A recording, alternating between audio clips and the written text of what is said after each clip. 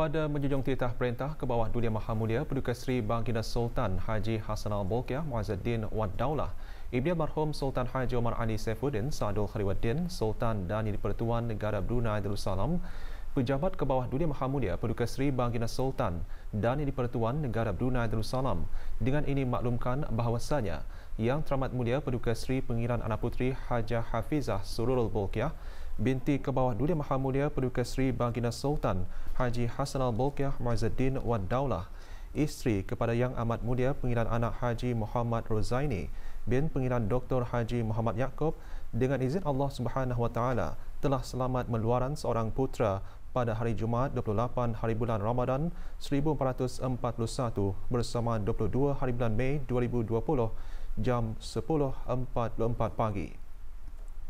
Sempena dengan meluaran ini, sebanyak 17 das tembakan meriam telah dilepaskan di pekarangan Istana Nurul Iman.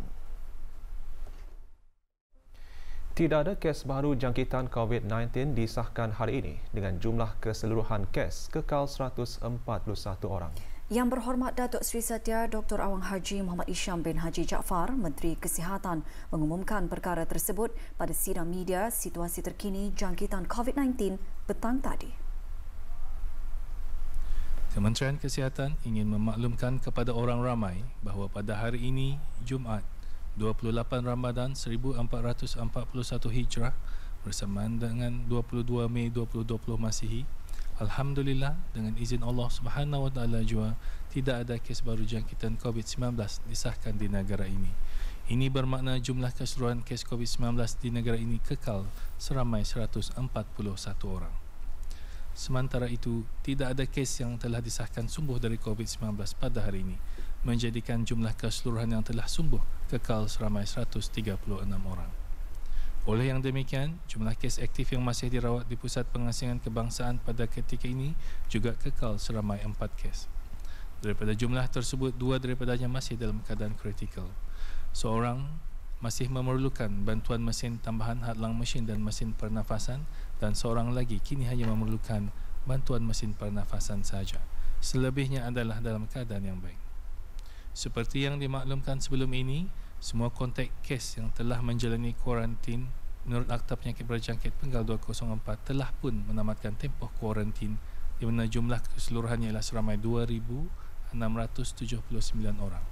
Dalam tempoh 24 jam yang lalu, sebanyak 183 sampel telah diuji bagi virus SARS-CoV-2 yang membawa jumlah keseluruhan ujian makmal dijalankan sejak Januari 2020 kepada 18,193 ujian.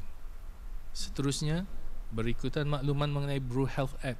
Alhamdulillah, setakat ini sejumlah 188,261 orang ramai telah mendaftar sebagai pengguna aplikasi tersebut. Di samping itu juga sejumlah 3,056 premis ataupun syarikat telah mendaftar kepada aplikasi tersebut. Dengan ini, orang ramai yang belum mendaftar adalah disyorkan untuk memuat turun dan mendaftar ke aplikasi Bru Health tersebut. Manakala bagi restoran-restoran yang memberikan perkhidmatan takeaway, satu ciri baru juga telah diperkenalkan yang mana kod QR berasingan bagi pelanggan takeaway boleh dibuat bagi premis yang sama melalui www.healthinfo.gov.bn/register. Dengan ini sekali lagi ditekankan bahawa kerjasama orang ramai dalam penggunaan aplikasi Bru Health serta mengimbas QR code di tempat keluar masuk premis adalah diperlukan kerana ianya akan sedikit sebanyak memastikan keselamatan orang ramai termasuk penjual dan pelanggan terjamin di samping memudahkan Kementerian Kesihatan untuk membuat contact tracing sekiranya ada penularan jangkitan berlaku. Bagi pemilik premis dan peniaga-peniaga hendaklah juga memastikan orang ramai untuk mengimbas kod sebelum masuk ke premis dan mendegah mereka yang mempunyai kod merah, biru ataupun ungu untuk tidak memasuki premis mereka. Sama-samalah kita saling ingat mengingati demi keselamatan kesihatan bersama. Selain itu, Kementerian Kesihatan juga telah menerima laporan dan mendapati beberapa runners yang masih tidak mematuhi garis panduan bagi runners yang telah dikeluarkan oleh pihak kerajaan semasa mengendalikan barang seperti tidak memakai penutup mulut, dan hidung atau face mask, gloves, personal protection equipment, PPE seperti raincoat, apron dan ataupun panco semasa mengendalikan barangan. Di sini diingatkan bahawa sesiapa yang didapati tidak mengikuti garis panduan ini bolehlah diambil tindakan undang-undang di samping membatalkan kebenaran permit mereka. Penglihatan anak bulan Syawal tahun 1441 Hijrah akan dilakukan di seluruh negara pada petang esok 29 Ramadan 1441 bersamaan 23 Mei 2020. Hakim-hakim syar'i dan para pegawai mahkamah-mahkamah syariah, Jabatan Kehakiman Negara, Jabatan Perdana Menteri bersama pegawai-pegawai dari Jabatan Ukur Kementerian Pembangunan akan meruqyah anak bulan Syawal di tempat-tempat berikut. Bagi daerah Brunei dan Muara di Menara DST, Ibu Pejabat Bangunan DST, Lebuh Raya Tunku, Bukit Agok Jerudong dan Tanjung Batu, Kampung Sabun, Mukim Serasa. Bagi daerah Blight pula diadakan di Bukit Lumut, sementara daerah Tutong di Bukit Ambok. Pengumuman 1 Syawal bagi tahun 1441 Hijrah bersamaan 2020 Masihi akan disiarkan melalui radio televisyen Brunei sebaik sahaja hasil ruqyah pada petang esok diperolehi oleh pihak-pihak berkenaan. Anak-anak yatim dan mereka memerlukan terus menerima derma mencurah-curah dari pelbagai pihak. Bahan berita mengenainya dapat diikuti selepas ini.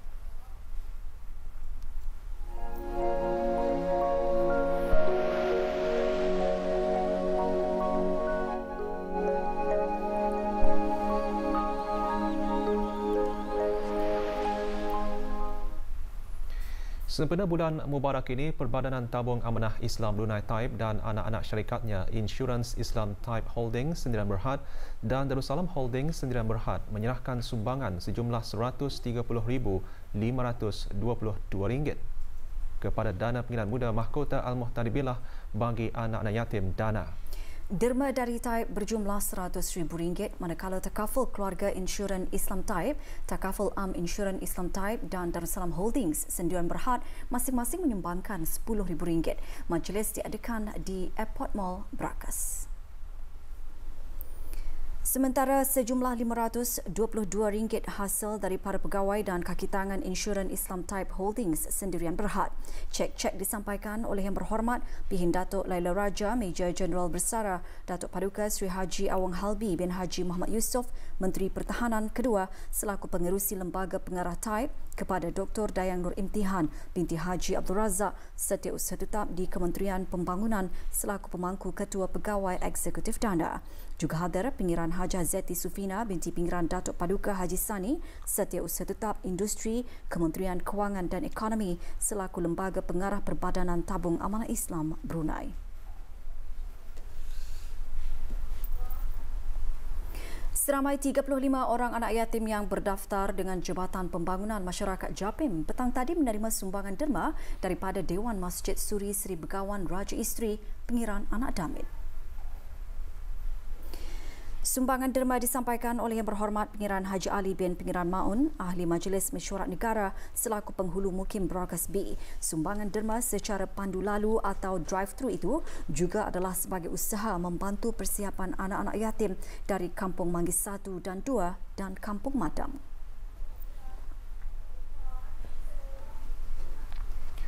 Juga mengenakan majlis penyampaian derma kepada anak-anak yatim ialah Majlis Perundingan Kampung Jerudong B dengan kerjasama kumpulan Old School 80-an. Seramai 15 orang anak yatim menerima derma yang disampaikan oleh Awang Khamis bin Panjang, pemangku Ketua Kampung Jerudong B, Awang Abdul Hamid bin Abbas, penasihat MPKJB dan wakil-wakil kumpulan Old School 80-an. Acara seumpamanya adalah sebahagian daripada aktiviti kebajikan MPK Kampung berkenaan dan kumpulan tersebut di sepanjang bulan Ramadan. Majlis secara pandu lalu berlangsung di rumah pemangku Ketua Kampung Jerudong B. Seramai 500 orang anak yatim dari beberapa buah kampung di bawah Mukim Brakas A dan B menerima sumbangan derma petang tadi. Majlis berlangsung di kawasan letak kereta Pusat Membeli Belah Nazmi Tekstil Kampung Selusup. Penyampaian derma secara pandu lalu disempurnakan oleh Awang Nazir Ahmad Zakaria, pengurus syarikat Nazmi Tekstil. Sumbangan derma berbentuk sampul Hari Raya Aidilfitri dan hadiah hasil sumbangan ikhlas daripada syarikat Nazmi Textile bertujuan untuk meringankan bebanan anak-anak yatim di samping menambah perbelanjaan menyambut Hari Raya Aidilfitri yang bakal menjelang tiba.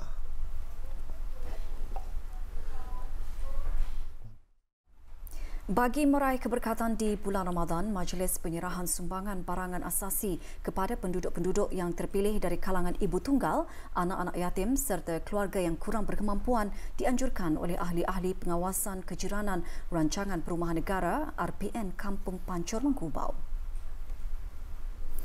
Sumbangan secara pandu lalu diserahkan oleh penolong penguasa polis Hajah Nur Azhani binti Haji Johayani, Pegawai Menguasa Balai Polis Muara dan Awang Helmi bin Haji Ahmad, Pemangku Ketua Kampung RPN Kampung Pancor Mengkubau selaku Pengerusi Pengawasan Kejiranan RPN Kampung Pancor Mengkubau. Sumbangan hasil kutipan daripada ahli-ahli pengawasan kejiranan RPN Kampung Pancor Mengkubau serta keluarga terdekat yang prihatin terhadap nasib mereka.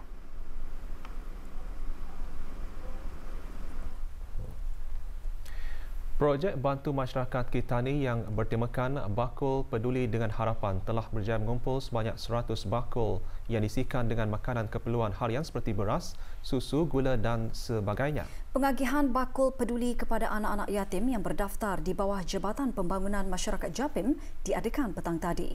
Pengagihan bakul secara pandu lalu itu berlangsung di kawasan letak kereta Stadium Tertutup Kompleks Sukan Negara Hassanal Bolkiah, Brakas. Sebanyak 25 bakul dan 20 hampers diagihkan kepada anak-anak yatim bagi kawasan Brunei Muara. Sumbangan disampaikan oleh Datuk Paduka Haji Muhammad Alimin bin Haji Abdul Wahab, Presiden Majlis Kesejahteraan Orang Kelainan Upaya dan Pemegang Amanah Kanan Pusat Ihsan Al-Amirah Al-Hajah Mariam. 70 bakul telah diagihkan kepada masyarakat yang memerlukan secara berperingkat. 50 bakul diagihkan kepada mu'allaf-mu'allaf dengan kerjasama Kebajikan Mu'allaf, Pengupayaan Mu'allaf, Pusat Dakwah Islamiah. Manakala 25 bakul bagi musafir, ibu tunggal dan balu dan 20 bakul bagi ibu tunggal atau balu yang bukan beragam Islam di kawasan Brunei dan Muara. Kempen sepadu bagi melindungi ibu dan anak yang dikelolakan oleh Kudos Event Management mengambil inisiatif bermanfaat di bulan Ramadan untuk memberikan bantuan kepada yang memerlukan. Sementara itu, seramai 18 orang anak yatim dari Kampung Telisai, Daerah Tutong menerima sumbangan derma daripada Biro Wanita Majlis Perundingan Kampung MPK Telisai sempena menjelangnya Hari Raya Aidilfitri. Penyerahan sumbangan diadakan secara pandu lalu di kediaman Ketua Kampung Telisai Tutong petang tadi.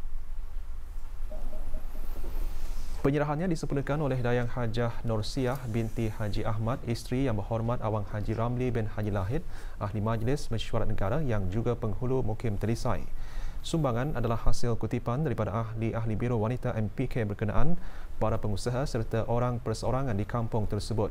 Sumbangan diharapkan dapat membantu meringankan beban perbelanjaan keperluan anak-anak yatim selain berkongsi kegembiraan dan kebahagiaan dalam meraihkan Hari Raya Aidilfitri yang bakal tiba.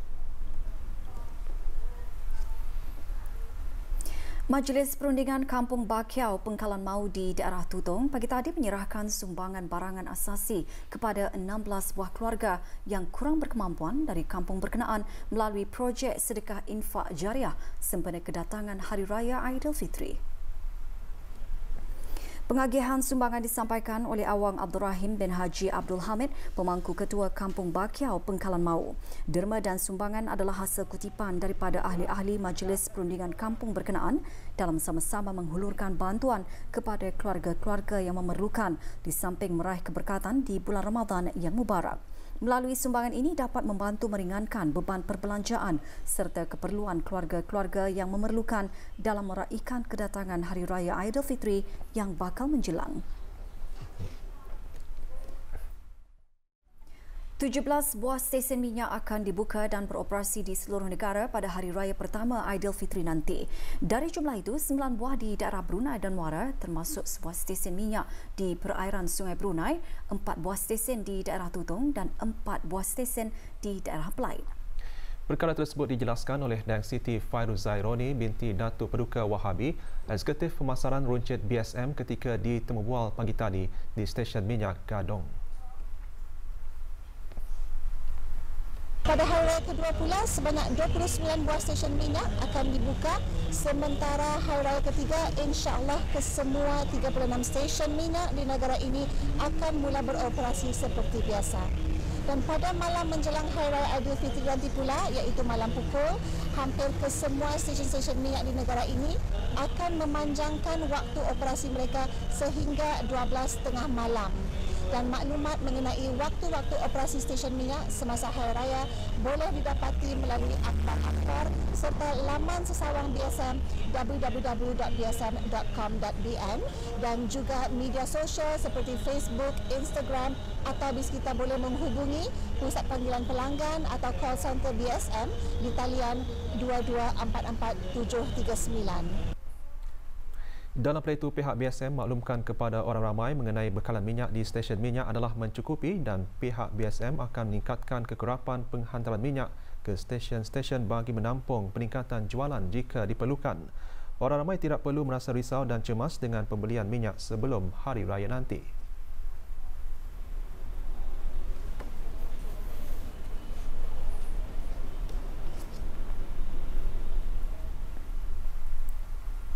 Pihak BSM ingin menasihatkan orang ramai untuk sentiasa mengikut langkah keselamatan semasa berada di stesen minyak seperti mematikan enjin kenderaan bis kita dan hanya membuat pembayaran setelah selesai pengisian minyak. Dan bagi para pengguna yang membeli minyak menggunakan kontainer ataupun galen adalah dinasihatkan untuk mengikut peraturan pengisian kontainer seperti menggunakan kontainer yang disyorkan oleh BSM untuk menjaga keselamatan bersama ketika berada di stesen minyak. Persekutuan Pengangkap Negara Brunei Darussalam PPNBD pagi tadi melancarkan penerbitan semula majalah Wara. Majalah ini diisikan dengan maklumat-maklumat yang berkaitan dengan aktiviti dan info yang berkaitan dengan kepengangkapan di dalam dan luar negara. Majlis pelancarannya berlangsung di bilik persidangan Ibu Pejabat Persekutuan berkenaan. Pelancarannya disempurnakan oleh Haji Awang Badar bin Haji Awang Ali, Ketua Pesuruhjaya Pengangkap PPNBD. Majlis pelancaran diteruskan dengan penyerahan majalah berkenaan kepada Pesuruhjaya Pengangkap daerah untuk diedarkan di daerah masing-masing. Dengan pelancaran semula majalah ini diharap akan dapat memberikan lagi kegiatan-kegiatan pengangkap dalam kalangan ahli-ahli pengangkap dan juga orang ramai. Selain itu, majalah tersebut akan menjadi platform bagi persatuan-persatuan pengangkap daerah bagi menyumbangkan berita-berita aktiviti pengangkap di daerah masing-masing.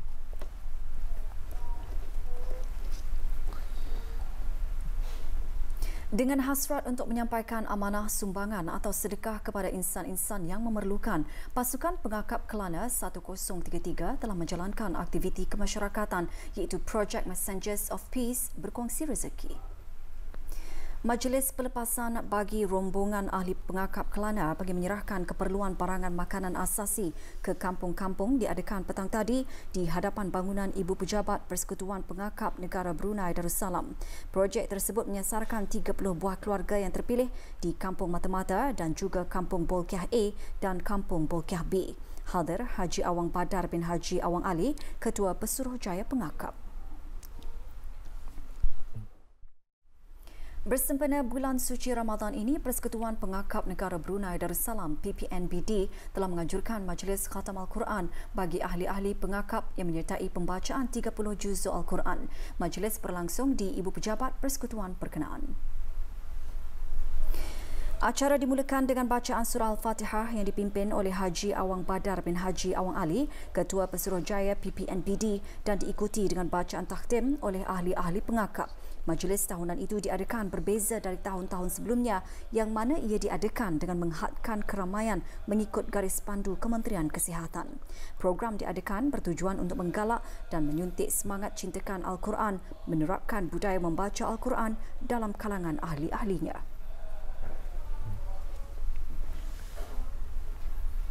Masyarakat setempat serta orang ramai dialulukan untuk tampil menyumbangkan derma kepada kumpulan Asakusa iaitu kumpulan alumni Kem Eksplorasi Antarabangsa di bawah kelolaan Kementerian Kebudayaan dan Sukan dengan kerjasama Persekutuan Pengangkap Negara Brunei Darussalam. Usaha diungkayahkan bagi membantu keluarga yang kurang berkemampuan di daerah Brunei dan Muara dan daerah Tutong.